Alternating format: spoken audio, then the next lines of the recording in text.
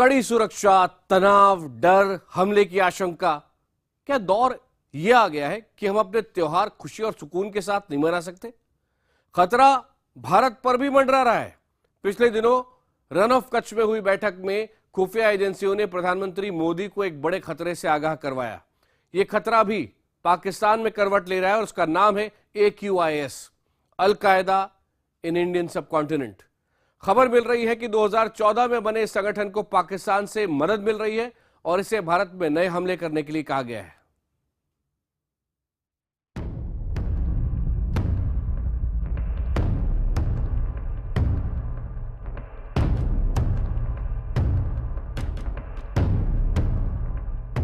क्या इत्तेफाक है, 2014 से ही पूरी दुनिया पर बगदादी आतंक का एक सलीब या क्रॉस बनाने की फिराक में है और उसी बरस यानी 2014 से ही ओसामा बिन लादेन की विरासत को आगे बढ़ाने वाला अल कायदा का हिंदुस्तानी गुट हरकत में आता है।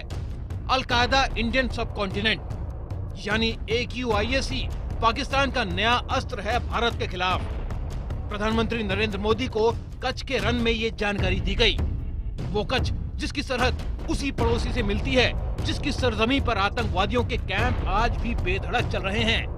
एक अंग्रेजी अखबार में छपी खबर के मुताबिक प्रधानमंत्री मोदी को साफ कहा गया है कि पाकिस्तान ने अब अपना दांव उसी संगठन पर लगा दिया है जिसका मुखिया ओसामा बिन लादेन का शिष्य आयमन अल जवाहिरी है। जवाहिरी के कंधे पर रखकर भारत पर निशाना साधा जा रहा है। पुलिस के डायरेक्टर जनरल की बैठक में पीएम मोदी को बकायदा एक प्रेजेंटेशन दिया गया है। इसका शीर्षक था पाकिस्तान समर्थित आतंकी गुटों का खतरा। इसमें अलकायदा के भारतीय संगठन को लेकर भी खासी चिंताएं जताई गई है। यहां तक कि ये भी बताया गया है कि इसका अगला निशाना कहां हो सकता है। अखबार में छपी खबर के मुताबिक अल कायदा इंडियन सब कॉन्टिनेंट के बारे में बहुत विस्तार से बातें की गयी। अल कायदा इंडियन सब कॉन्टिनेंट की नींव अगस्त 2014 में अल कायदा ने ही डाली। इसकी कमान भारतीय मौलाना असीम उमर ने संभाली, जिसकी बाद में पहचान उत्तर प्रदेश के निवासी सनाउल हक के रूप में की गई। पता चला कि पाकिस्तान की ओर से अगला हमला रचने और उसे अंजाम देने के लिए इसी संगठन को चुना गया है। बताया ये भी जा रहा है कि पीएम मोदी को दिए गए प्रेजेंटेशन में खुफिया विभाग ने सितंबर 2014 में पाकिस्तान के नेवी बेस पर हुए हमले का भी जिक्र किया है। कोशिश ये बताने की कि दरअसल अब हमारा मुकाबला किस ताकत से होगा, उस आतंकवादी संगठन से जिसका जन्म ही इस आतंकी हमले से हुआ था। जब पाकिस्तान में कराची के करीब मेहरान नेवल बेस पर भयंकर आत्मघाती हमला हुआ था, अखबार में छपी खबर दावा करती है कि दरअसल वो हमला भारत पर होने वाले बड़े हमले की एक कड़ी था। अल कायदा इंडियन सब कॉन्टिनेंट का इरादा दरअसल पाकिस्तानी नेवी बेस पर खड़े जहाज को अगवा करना था। भारतीय खुफिया एजेंसियों का अल कायदा इंडियन सब कॉन्टिनेंट पर किया गया होमवर्क ही उन्हें 2014 में ले जाता है। पता चला है कि मेहरान नेवल बेस पर हमला कर इस आतंकी संगठन के लोग वहां खड़े जहाज को अगवा करते और फिर उसे लेकर भारतीय समुद्र में घुसने और हमला करने की कोशिश करते।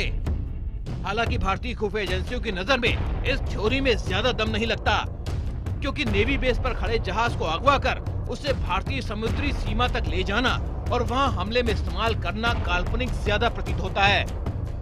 भारतीय खुफिया एजेंसियों का मानना है कि अलकायदा इंडिया को पाकिस्तान की शह मिल रही है, न कि केवल शह बल्कि हर मुमकिन मदद और हौसला भी। पाकिस्तान की ओर से जवाहिरी के इस आतंकी गुट को भारत में नए हमले करने की खुली छूट दी गई है। कहा यह भी जा रहा है कि इस आतंकी गुट का मुकाबला इराक और सीरिया में आतंक बरपा रहे ISIS से है। इसीलिए अल कायदा इंडियन सब कॉन्टिनेंट भारत के लिए खतरनाक है।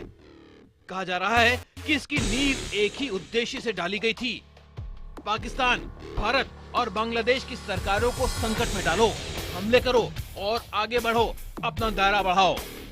समझा जा रहा है कि पाकिस्तानी हुक्मरानों के साथ तो अल कायदा इंडियन सब कॉन्टिनेंट की समझदारी बन चुकी है। बाकी दो मुल्क यानी भारत और बांग्लादेश संकट में हैं। बताया जा रहा है कि अबू बकर अल बगदादी के ISIS के आगे अल कायदा लगातार कमजोर पड़ रहा था।